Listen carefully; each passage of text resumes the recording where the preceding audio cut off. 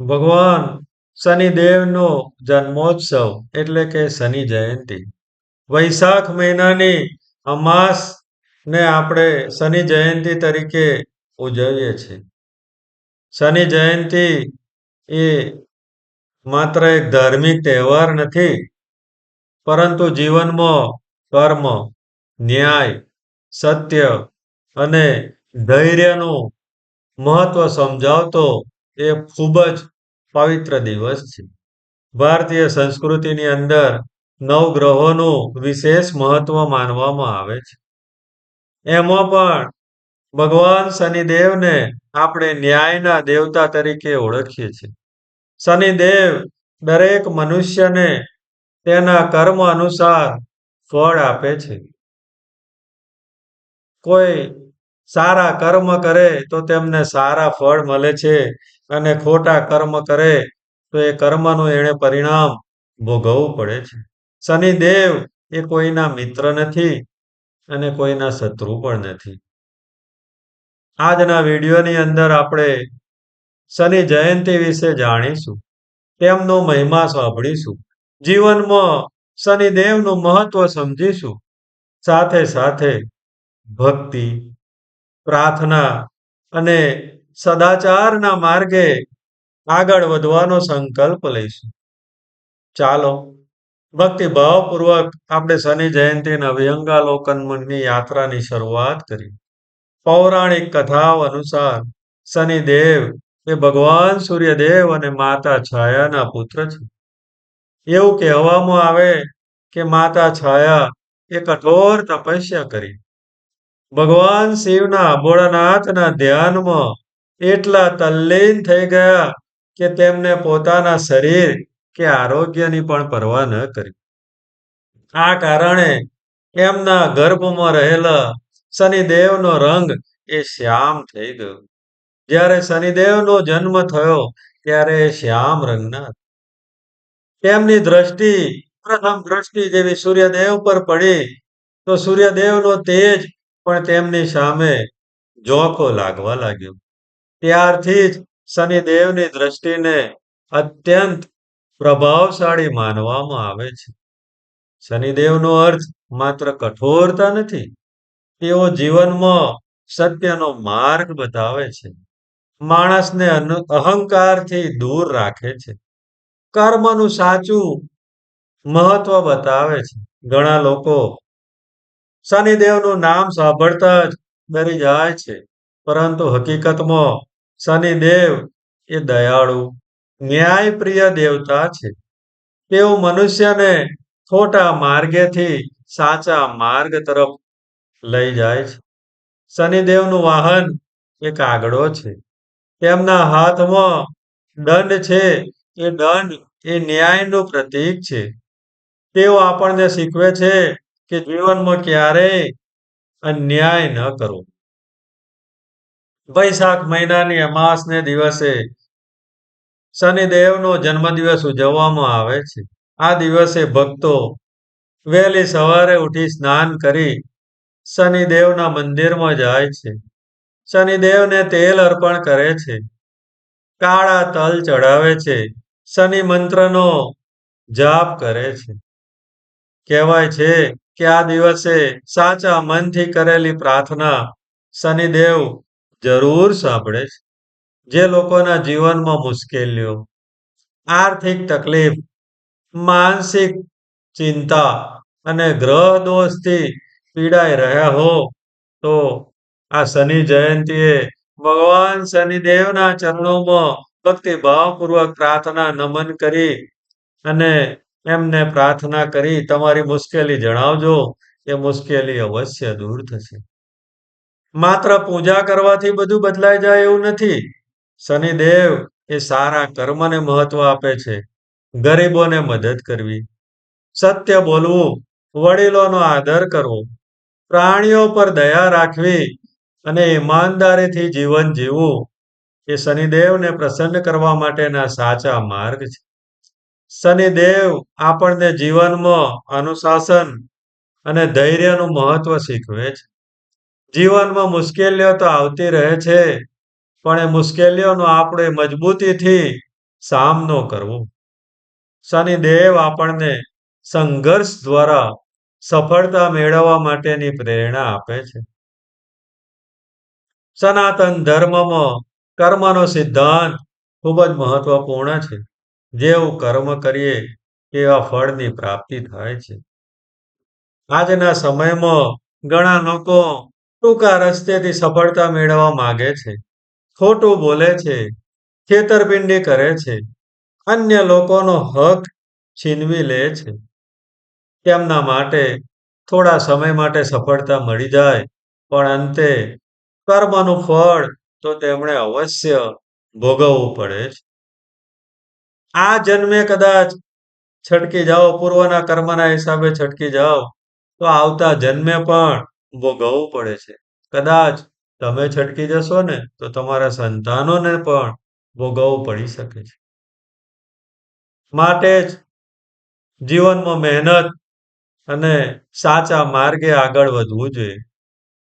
કદાચ આ માર્ગ મુશ્કેલ હોય, પણ અંતે તે જ માર્ગ સફળતા અને શાંતિ તરફ દોરી જાય છે.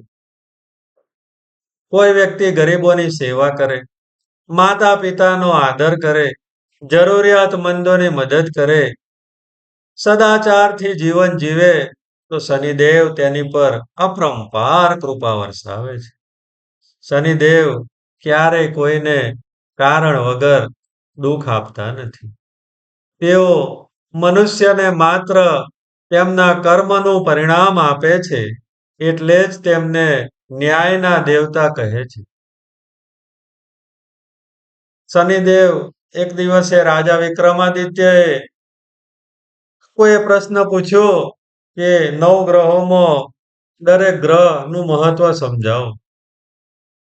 રાજા વિક્રમાદિત્યએ પોતાના જ્ઞાન અનુસાર દરેક ગ્રહનું મહત્વ સમજાવ્યું.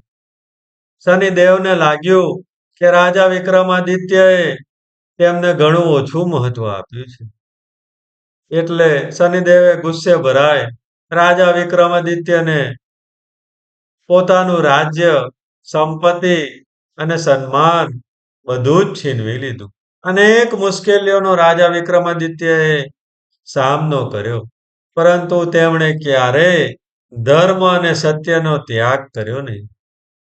અંતે શનિદેવ તેમની સહનશક્તિ અને સચ્ચાઈ, સત્યતાને જોઈને પ્રસન્ન થઈ ગયા અને રાજા વિક્રમાદિત્યને તેમનું રાજ્ય, સંપત્તિ અને સન્માન સર્વે પરત કર્યું. આ કથા આપણને શીખવે છે મુશ્કેલ સમયમાં પણ સત્યનો સાથ ન છોડવો.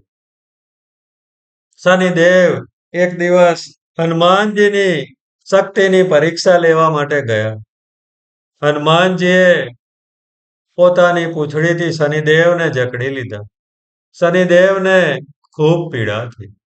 ત્યારબાદ શનિદેવે પોતાના અહંકારને છોડી હનુમાનજી પાસે માફી માંગી અને વચન આપ્યું કે જે કોઈ પણ ભક્ત હનુમાનજીની ભક્તિ કરશે તેને શનિદેવના કષ્ટમાંથી રાહત મળશે. એટલા માટે આપણે શનિવારે હનુમાન ચાલીસાનો પાઠ કરીએ છીએ. અને એ હનુમાન ચાલીસાના પાઠથી શનિદેવની કોઈ વક્ર દ્રષ્ટિ હોય તો તેમાંથી અવશ્ય મુક્તિ મળે છે.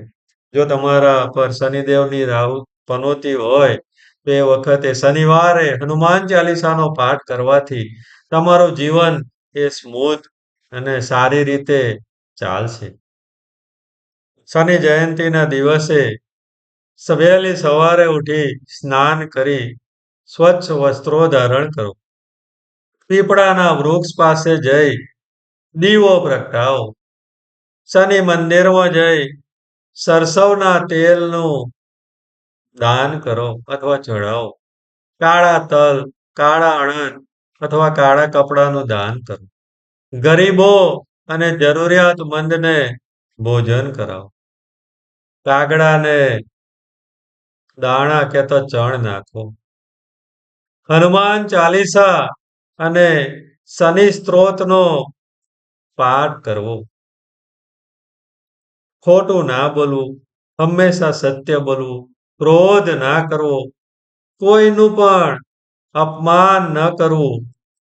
આ તમામ કાર્યોનો મુખ્ય હેતુ મનુષ્યના મનમાં દયા, સેવા અને સદાચારની ભાવનાને જગાવવા માટેનો છે. આધુનિક યુગમાં મનુષ્ય પાસે સુવિધાઓ તો ઘણી બધી છે, પણ મનની શાંતિ નથી.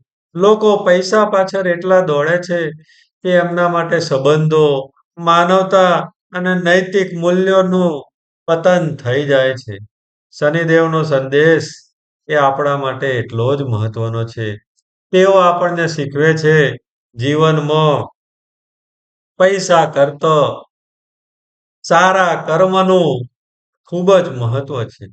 જો સમાજમાં દરેક વ્યક્તિ ઈમાનદારીથી પોતાનું કામ કરે, ભ્રષ્ટાચાર ન કરે, ગરીબોને મદદ કરે, અન્ય લોકોનો આદર કરે, તો સમાજ દિવસે ને દિવસે સુખી બનતો જશે. શનિદેવ આપણને ધીરજ શીખવે છે. સફળતા એ ઘણીવાર સમય માગી લે છે. ઘણીવાર આપણે મુશ્કેલીઓથી ડરીને હાર માની લઈએ છીએ, પરંતુ શનિદેવ કહે છે સંઘર્ષ જ સફળતાની સાચી ચાવી છે. જ્યારે મનુષ્ય મુશ્કેલીઓમાં હોય ત્યારે ભક્તિ તેને આંતરિક શક્તિ આપે છે. પ્રાર્થના માણસના મનને શાંતિ આપે છે. શનિદેવના જન્મ દિવસે ઘણા લોકો ઉપવાસ રાખે છે, ભગવાનની પ્રાર્થના કરે છે. સાચી ભક્તિ તો મંદિરમાં દીવો પ્રગટાવવાથી નથી થતી. સાચી ભક્તિ ત્યારે થાય છે જ્યારે મનુષ્ય પોતાના વર્તનમાં સારા ગુણ લાવે. એનો મતલબ એવો નહીં ઉપવાસ ના કરવો, દીવો ના પ્રગટાવો, એ બધું કરવું જ જોઈએ. અવશ્ય કરવું જોઈએ, પણ સાથે સાથે સદગુણ પણ ડેવલપ કરવા જોઈએ. રોજિંદા જીવનમાં સત્ય બોલવું જોઈએ, મહેનત કરવી જોઈએ, બીજાઓનું ભલું થાય એવો વિચાર કરવો જોઈએ, અન્યાય સામે અવાજ ઉઠાવવો જોઈએ. ભગવાન માત્ર શબ્દોથી નહીં પણ આપણા કર્મોથી પસંદ થાય છે. આજના યુવાનો એ દેશનું ભવિષ્ય છે. જીવનમાં યુવાનોએ શોર્ટકટની જગ્યાએ મહેનતનો માર્ગ અપનાવવો જોઈએ. Work is worship. Social media અને દેખાવની દુનિયામાં ઘણા લોકો ખોટી સ્પર્ધાની અંદર ફસાઈ જાય છે. પરંતુ સાચી સફળતા ઈમાનદારી અને મહેનતથી જ પ્રાપ્ત થાય છે. માતા-પિતાનો આદર કરો, શિક્ષકોનું સન્માન કરો, સમાજ માટે કંઈક સારું કરવાની ભાવના રાખો. જે યુવાન શિસ્ત, મહેનત અને સદાચાર અપનાવે છે, જીવનમાં તે ચોક્કસ સફળ થાય છે. કારણ કે શનિદેવ આપણને સમય અને કર્મ બંનેનું મહત્વ સમજાવે છે. સ્ત્રીઓ, માતાઓ, બહેનો સમાજની સૌથી મોટી શક્તિ છે. જો પ્રેમ, સન્માન અને સમજણ હોય ત્યાં સુખ અને શાંતિ અવશ્ય રહે છે. શનિ જયંતીએ આપણે આપણા પરિવારના સંબંધોને મજબૂત બનાવવા માટેનો કંઈક પ્રયત્ન કરીએ. ઘરમાં વડીલોને આનંદ આપીએ, એમને આદર સન્માન આપીએ, સ્ત્રીઓનું સન્માન કરવું જોઈએ, બાળકોને સારા સંસ્કાર આપવા જોઈએ. ઘરોમાં નાની નાની બાબતોમાં ઝઘડા ના કરવા જોઈએ. ગુસ્સો, ક્રોધ અને અહંકાર એ આપણા જીવનમાંથી દૂર કરવા જોઈએ. પર્યાવરણની કાળજી લેવું એ પણ શનિદેવની એક પ્રકારે ભક્તિ છે. કારણ કે શનિદેવ એ પીપળાના વૃક્ષ સાથે જોડાયેલા છે. પીપળાનું વૃક્ષ એ માત્ર ધાર્મિક નહીં પણ પર્યાવરણ માટે પણ મહત્વનું છે. પીપળાનું વૃક્ષ એ આપણને સૌથી વધુ ઓક્સિજન આપે છે અને કાર્બન ડાયોક્સાઇડ શોષે છે. પર્યાવરણ માટે આપણે વૃક્ષો વાવવા જોઈએ, પાણી બચાવવું જોઈએ અને પ્રકૃતિનું રક્ષણ કરવું જોઈએ. ગરીબોની સેવા, પશુઓ પર દયા અને સમાજ માટે સારા કાર્ય એ બધું જ શનિદેવને પ્રસન્ન કરવા માટેના ઉત્તમ માર્ગો છે. જો દરેક વ્યક્તિ થોડું થોડું સમાજ માટે સારું કાર્ય કરે તો દુનિયા ખૂબ જ સુંદર બની જાય છે.